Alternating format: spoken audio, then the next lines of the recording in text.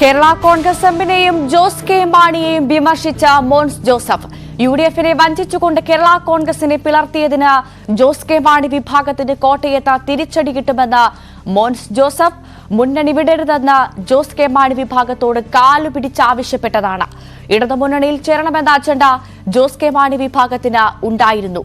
Jose K മാണിയുടെ കീഴിൽ കേരള കോൺഗ്രസിൽ തുടരുന്നതിനേക്കാൾ നല്ലത് രാഷ്ട്രീയം അവസാനിപ്പിക്കുന്നതാണെന്നും മോൻസ് ജോസഫ്.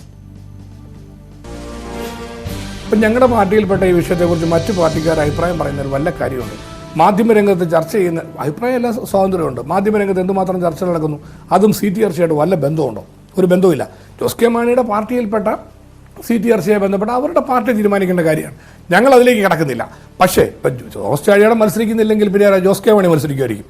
ജോസ് കെ മാണിയാണ് മത്സരിക്കുന്നതെങ്കിൽ അദ്ദേഹം മത്സരിക്കട്ടെ. ഞങ്ങൾക്കിപ്പം അതിൽ ആര് മത്സരിക്കുന്നുള്ള ജോസ് കെ മാണി UDF-നെ വഞ്ചിച്ചു പോയ, കേരള കോൺഗ്രസിനെ പിളർത്തിക്കൊണ്ടുപോയ ഒരു വിഭാഗത്തിൻ്റെ ഏത് സ്ഥാനാർത്ഥി വന്നാലും അതിൽ ശക്തമായ തിരിച്ചടിയോടെ കോട്ടയത്തെ ഞങ്ങൾ ജയിക്കാൻ അനുവദിക്കാത്ത വിധത്തിൽ UDF-ൻ്റെയും കേരള കോൺഗ്രസിൻ്റെ അഭിമാനം സംരക്ഷിക്കുന്ന വിജയമാണ് ഞങ്ങൾ പ്രതീക്ഷിക്കുന്നത്.